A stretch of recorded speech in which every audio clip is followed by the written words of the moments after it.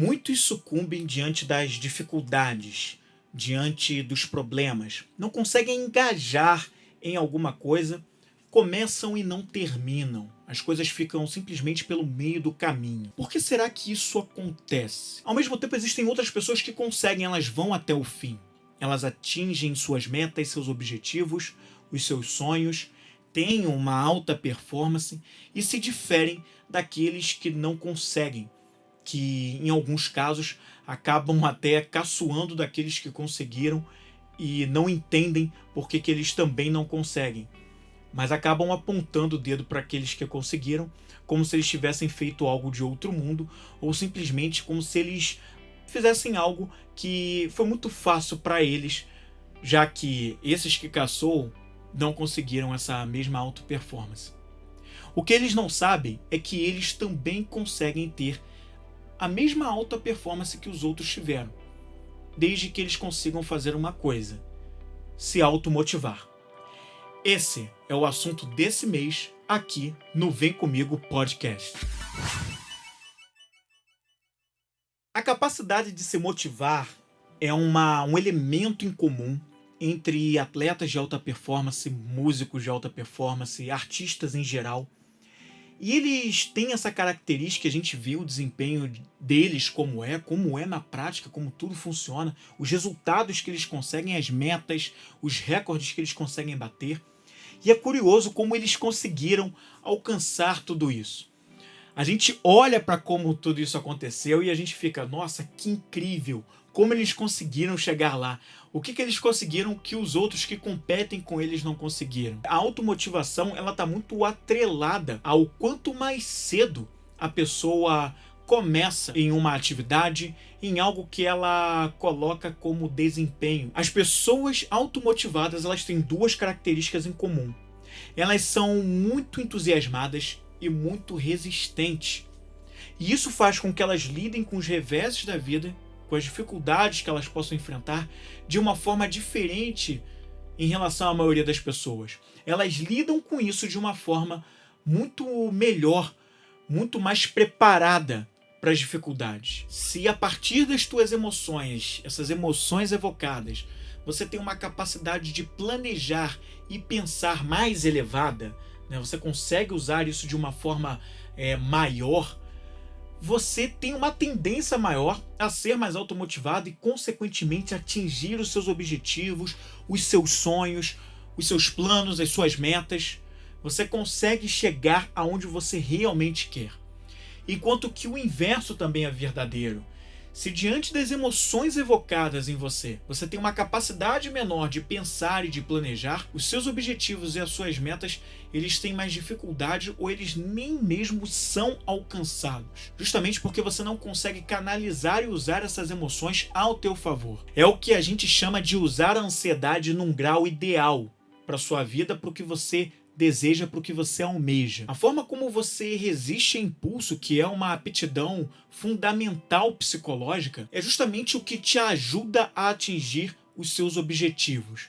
Quando você consegue adiar uma satisfação imediata em prol de um objetivo, é quando você consegue colocar em prática e você consegue atingir as coisas que você quer. Resistir a impulsos é a raiz fundamental, a raiz maior do controle emocional. Quanto menos você consegue controlar impulsos, menos capacidade você tem de atingir objetivos, sejam eles pessoais, profissionais, financeiros. O que você precisa entender é que a inteligência emocional, ela é uma capacidade para atingir metas. Quando a gente consegue visualizar isso dessa forma, a gente entende por que é importante desenvolver essa capacidade. Por exemplo, a ansiedade, ela para uns é algo que ajuda e para outros é algo que atrapalha. Mas isso é muito individual, muito particular. Depende de como cada um usa essa ansiedade. Justamente ter e sentir essa ansiedade pode fazer com que você faça coisas para evitar um desastre, para evitar que as coisas deem errado. Justamente porque você se preparou. É quando você usa essa ansiedade de uma forma a canalizá-la para ter uma boa performance, a alta performance. E é claro que isso não funciona só para ansiedade. funciona relacionado à raiva, funciona relacionada a ódio, funciona relacionado a medo, enfim, qualquer outra emoção, sentimento que você possa pensar.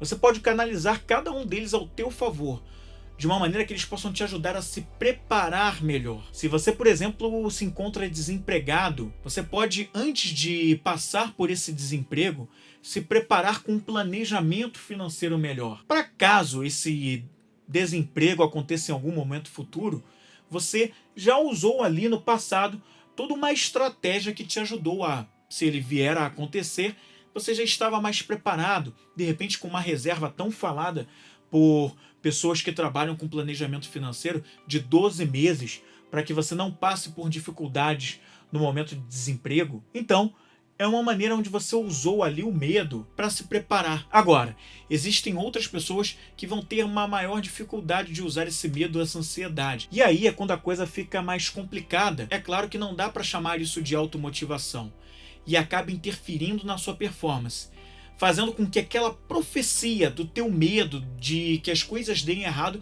ela realmente se concretize, porque você não se preparou. E aí você ficou tão preocupado, com tanto medo, que foi justamente o que aconteceu, porque você não usou as coisas de uma forma que te ajudassem a se preparar. E é por isso que evocar os estados de espírito positivos é justamente o que te ajuda a canalizar essas emoções de uma forma mais positiva para você mesmo, de forma a te levar à auto-performance, de forma a te ajudar a atingir o que você quer para sua vida. Não é à toa que existe um ditado que fala de que rir é o melhor remédio. Existe a coisa da terapia do riso, o quanto isso te ajuda a olhar para os problemas de uma forma diferente e a criar soluções mais criativas e mais generosas para a tomada de decisão que você tem que fazer, para resolver um problema. Você consegue ver as situações, os seus relacionamentos mais complexos e consegue ver as consequências dos seus atos e das suas decisões. Enquanto o estado de espírito negativo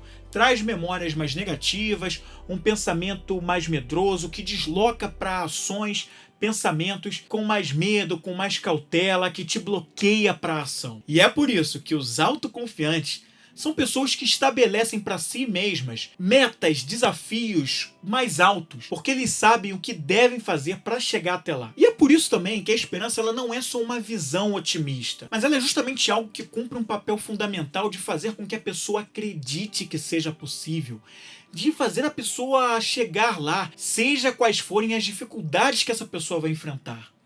Ela vai chegar lá porque ela vai usar aquilo que ela tem e ela vai buscar o que não tem, tudo que tiver ao seu alcance para tornar aquilo real. E é muito importante você entender que as pessoas se diferem justamente pelo seu nível de esperança. As pessoas com alto nível de esperança, elas têm flexibilidade. Elas conseguem, se um plano não estiver dando certo, adotar um outro e não se desestimulam com isso.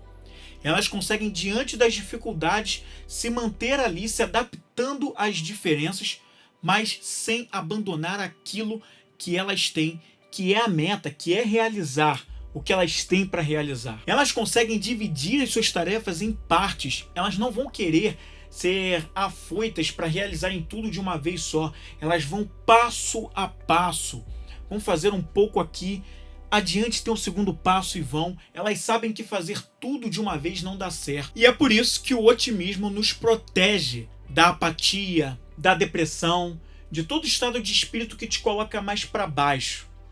Justamente porque ele cumpre esse papel com todas essas características que eu falei aqui anteriormente, te colocando mais flexível e mais forte para enfrentar cada um dos desafios que aparecem na sua frente. O otimista, ele vê o desafio como algo que pode ser remediado. É um cara que pensa na solução, que tem o foco em solução. Enquanto que a pessoa negativa, ela acha que nada pode fazer diante das dificuldades que ela enfrenta.